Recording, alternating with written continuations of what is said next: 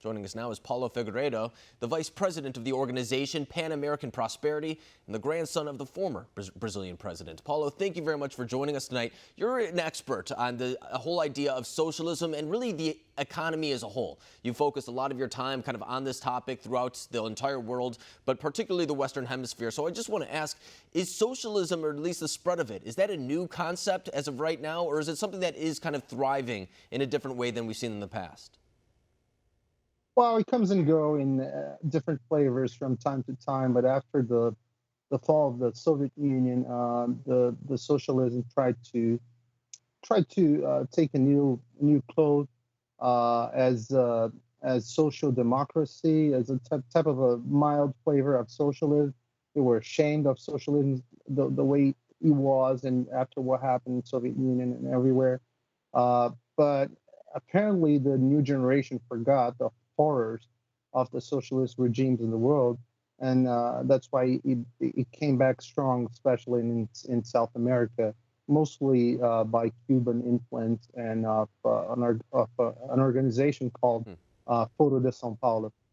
And it comes at a time, too, where there's kind of another movement that I want to talk about. There's more of a populist movement that's happening in places across the world as well. And you could say that it's both on the right and the left. You could look to Mexico with Andres Manuel Lopez Obrador as being kind of more of a leftist populist. You could look at Brazil, Jair Bolsonaro kind of being more a right-wing figure. The same thing with President Trump.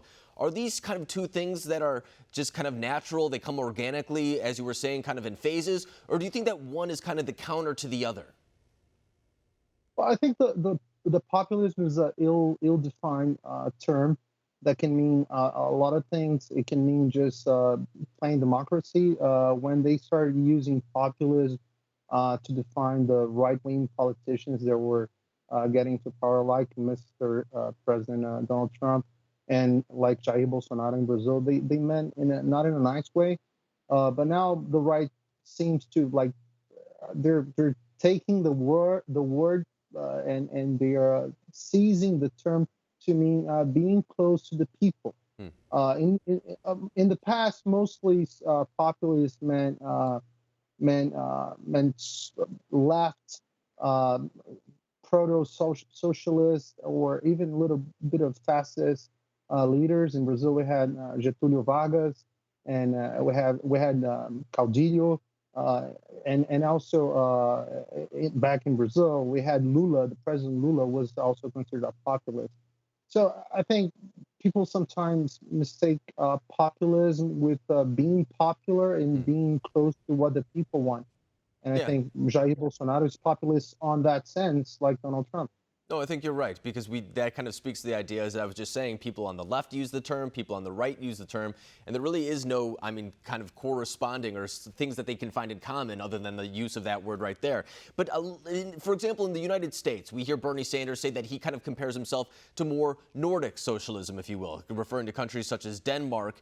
Is there anything that's similar between, for example, what he is kind of preaching right now in the United States and maybe some of the more socialistic policies that we see in Latin America, that being the Maduro regime, Cuba, things that he tries to distance himself from, but he actually might be a little bit more in line, according to his critics?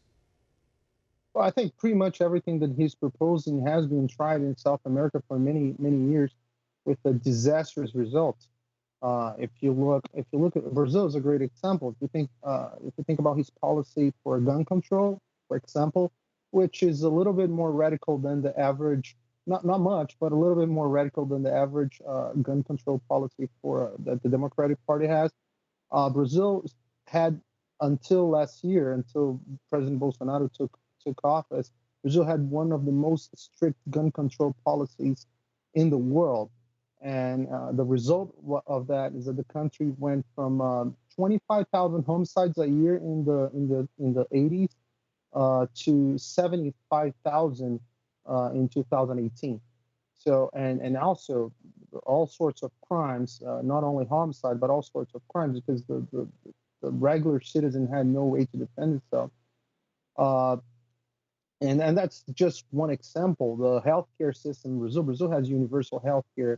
It's just a mess. Healthcare in Brazil, people are waiting and dying and waiting for doctors, for medicines, and all that. So if every single policy that Bernie Sanders is proposing for America has been tried in Brazil. Yeah, and they say that, for example, we haven't tried it here yet, but you don't necessarily need to try it here. Every place that we have tried it, it has a similar type of outcome, and the policies are the same. The people are generally the same no matter where you go. It's the application of how this government kind of uses socialism, as you were saying, and as you were also pointing out that it usually has the same type of outcome. But Paulo, thank you very much for joining us tonight.